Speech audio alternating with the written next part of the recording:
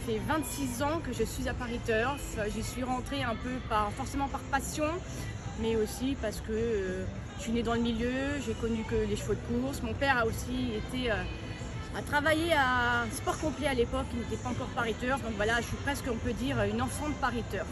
Quel est ton rôle chez Paris Turf? Je m'occupe essentiellement du galop et des avant-courses, des après-courses, compte rendu d'après-courses, de vidéos. Je suis les entraînements, voilà, un peu multitâche, mais en tout cas toujours au contact des galopeurs et particulièrement plus des sauteurs que j'affectionne particulièrement. Comment repères-tu un cheval avant la course? Je me fie forcément au physique du cheval, au modèle. En début d'année, surtout aussi à l'état du poil qui pour moi est un facteur essentiel sur l'état physique du cheval. Avoir un beau poil brillant, pas terne et vraiment source d'information. Et après, comment se déplace le cheval, s'il n'est pas trop tendu aussi. Comment bien lire une musique? Évidemment, ça a son importance. On voit si le cheval a fait preuve de régularité ou pas. Après, il faut forcément rentrer plus dans le détail sur les distances, les terrains, les changements de surface. Voilà, c'est un ensemble de choses qui font pour étudier le papier très importantes. Et notamment, je pense, l'état du terrain, les places à la corde, parce que c'est primordial en plat. Et en obstacle, évidemment, voir si le cheval est un cheval aussi très régulier dans ses sauts, qui n'est pas tout le temps par terre. Comment repérer un bon sauteur?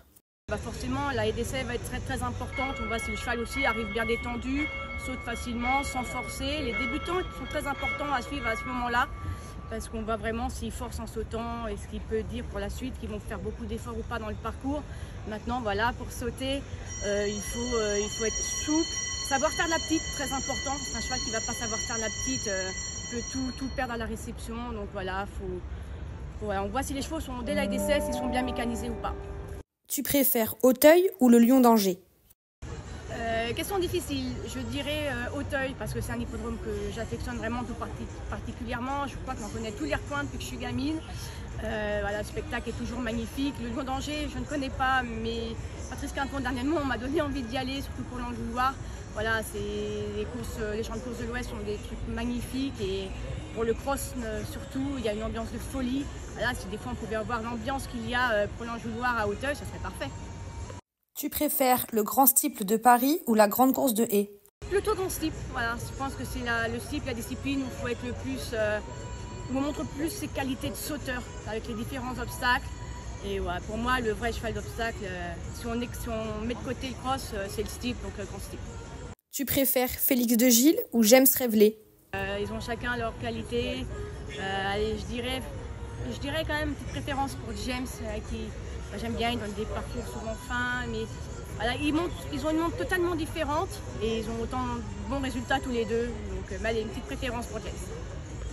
Peux-tu nous donner ton cheval repéré? Une petite pouliche de 3 ans, Code Kidina, entraînée par Dominique Bressou. Elle a été battue de très peu à Compiègne pour ses débuts, début avril. C'est une descendante de la très belle lignée de Code Key, mère entre autres de Catco et de Code Key Jet, des lauréats de Grand Steeple Chase de Paris. Voilà, je pense qu'elle a une belle carrière devant elle.